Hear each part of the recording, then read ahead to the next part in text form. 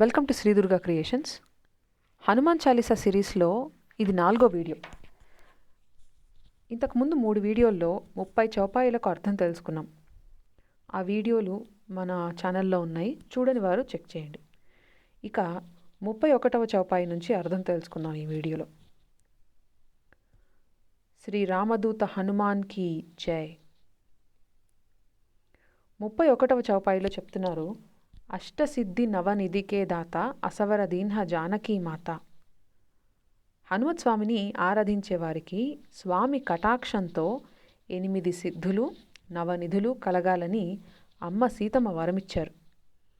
అష్టసిద్ధులు అంటే అణిమ అంటే సూక్ష్మ రూపం ధరించగలగడం, మహిమ అంటే పెద్ద రూపాన్ని పొందగలగడం, లఘిమ అంటే తేలికగా లైట్గా అయిపోవడం, గరిమ అంటే బరువుగా అయిపోవటం, ప్రాప్తి అంటే తను పొందవలసిన వాటిని పొందటం, ప్రకామ్య అంటే విశేషమైన కోరికలు తీరడం, ఈశత్వ అంటే అందరి మీద పరిపాలనాశక్తి కలిగి ఉండడం, వశిత్వ అంటే వశపరుచుకోగలగడం అందరినీ. ఇక నవనిధులు అంటే శ్లోకంలో చెప్తారు, మహాపద్మశ్చ పద్మశ్చ శంఖో మకర కచ్చప ముకుంద కుంద నీలాశ్చ ఖర్వశ్చ నిదయో నవ అని చెప్తారు. ఇవి నవనిధులు. ఈ అష్టసిద్ధులు నవనిధులు కూడా శ్రీ మహాలక్ష్మి అనుగ్రహం వల్ల కుబేరుని రాజ్యమైన అలకాపురిలో ఉంటాయట. అందుకే ఆ సీతా మహాలక్ష్మి హనుమత్ స్వామిని ఆరాధించి ఆయన కటాక్షంతో భక్తులకు అష్టసిద్ధులు నవనిధులు కలగాలని ఆశీర్వదించారు. ఇక్కడ ఈశత్వ వశిత్వ నవనిధులు అంటే రేపిపాటికి ఈ నిధులు మన ఇంటికి నడుచుకుంటూ వచ్చేస్తాయని కాదు. వీటిలో ఏవైతే ఒక మనిషికి ఆ పరిస్థితిలో కావాలో, అంటే కొన్ని చోట్ల మనం కాస్త తగ్గి ఉండాల్సి వస్తుంది ఆ ఫేజ్ అయిపోయే వరకు, అది అణిమ అనుకోండి. లేదు ఎవరైనా మన మీద మనకి ఏదైనా ప్రాబ్లం క్రియేట్ చేయడానికో లేదంటే మన మీద అటాక్ చేయడానికో వస్తున్నప్పుడు మనం ప్రాకామ్యము చూపించాలి, మహిమ చూపించాలి. మనం ప్రాబ్లం కంటే పెద్దదవ్వాలి, మనం దాన్ని సాల్వ్ చేయగలగాలి. అలాంటి ఒక మెంటల్ స్ట్రెంగ్త్ మనలో పుట్టి మన వెనకాల రావడం కూడా అష్టసిద్ధులకు నవనిధులకు ఒక రిప్రజెంటేషన్ మాత్రమే. అలాంటివి మనకెప్పుడు ఏది కావాలో అది ఆంజనేయ స్వామి ద్వారా మనకి వస్తాయి అనేది అమ్మ సీతమ్మ ఇచ్చిన వరం. ఇక 32వ చౌపాయిలో చెప్తున్నారు, రామ రసాయన తుమ్హరే పాస సదా రహో రఘుపతికే దాస అని. స్వామి, మీ వద్ద శ్రీరామ రసామృతం ఉంది, ఎప్పటికీ మీరు రఘుపతికి దాసునిగా ఉండగల అదృష్టాన్ని కలిగి ఉన్నారు అని దీని అర్థం. మనం శ్రీరామ మంగళాశాసనంలో చెప్తాం, మంగళం కౌసలేంద్రాయ మహనీయ గుణాత్మనే చక్రవర్తి తనూజాయ సార్వభౌమాయ మంగళం వేద వేదాంత వేద్యాయ మేఘశ్యామల మూర్తయే పుంసా మోహన రూపాయ పుణ్యశ్లోకాయ మంగళం అని. అలాంటి మంగళమూర్తి అయిన ఆ శ్రీరాముని ప్రియ దాసునిగా, ప్రియ భక్తునిగా, ప్రియ సఖునిగా ఉండగలిగే అదృష్టం మన ఆంజనేయ స్వామి వారికి దక్కింది. దాన్నే మనం జపిస్తూ ఉండడం వల్ల మన మీద కూడా ఆ మహాప్రభు అయిన శ్రీరాముడి కటాక్షం, ఆయన ప్రేమ ప్రసరిస్తాయి అనేది దీంట్లో ఉన్న అంతరార్థం. ఇక్కడ మనం ఏం నేర్చుకున్నాం?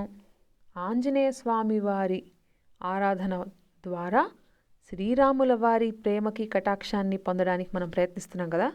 32వ చౌపాయిలో కొంచెం కింద 33వ చౌపాయి చూడండి, తుమ్హరే భజన రామకో పావై జన్మ జన్మకే దుఃఖ బిసరావై అంటారు. ఇక్కడ ఆంజనేయ స్వామి వారిది శ్రీరాముల వారిది సఖ్యాన్ని తులసిదాస్ గారు మనకి వివరిస్తున్నారు. ఆంజనేయ స్వామి వారి నామస్మరణ చేసిన వారు శ్రీరామునికి చేరువవుతారట. వారి జన్మ జన్మల పాపఫలం దుఃఖం దూరమవుతాయట. అంటే ఆంజనేయ స్వామి వారి పాదాలు పట్టుకుంటే రాముల వారు దొరుకుతారు, శ్రీ సీతారాముల పాదాలు పట్టుకుంటే ఆంజనేయ స్వామి వారు దొరుకుతారు. ఒకరి మనసులో ఒకరు ఉంటారనమాట. ఇక 34 చౌపాయి చూద్దాం. అంతకాల రఘుపతి పురజాయి, కొన్నిట్లో అంతకాల రఘువర పురజాయి అని కూడా ఉంటుంది. రెండు మీరు పారాయణకి చదువుకోవచ్చు. అంతకాల రఘుపతి పురజాయి జహా జన్మ హరిభక్త కహాయి. ఓ హనుమ, నిత్యం మీ నామాన్ని స్మరించేవారు అంత్యాన శరీరాన్ని త్యజించినప్పుడు శ్రీరామధామమైన ఆ వైకుంఠానికి చేరతారు. అప్పటి వరకు రామభక్తులై ఉంటారు అని దీని అర్థం. ఇక 35వ చౌపాయిలో ఔరదేవతా చిత్తనధరయి హనుమత సేయి సర్వసుఖకరయి అంటారు. అంటే ఇతర చింతన సంశయము లేకుండా కేవలం నిన్నే సేవించేవారు సర్వసుఖాలను పొందుతారు అని దీని అర్థం. 36వ చౌపాయిలో సంకట హటై మిటై సబ పీర జో సుమిరై హనుమత బలవీర అంటున్నారు. అంటే మహావీర విక్రముడైన శ్రీ హనుమ, నిన్ను ప్రార్థించిన వారి దుఃఖాలను నశింపజేసి బాధలను నశింపచేసి సుఖాలను కలగజేయండి అని దాని అర్థం. 37వ చౌపాయిలో చెప్తున్నారు, జై జై జై హనుమాన గొసాయి కృపా కరో గురుదేవకీ నాయి. ప్రభు వీరహనుమ, మీకు జయము, మా గురుదేవునివై మాపై కృపను చూపించండి అని అడుగుతున్నారు మన కోసం తులసిదాస్ గారు. యహసతవార పాటకర జోయి చూటహి బంది మహాసుఖహోయి అంటున్నారు 38వ చౌపాయిలో. దీనికి అర్థం నేను మీకు చెప్పాల్సిన అవసరం లేదు, మీరే నాకు చెప్పగలరు.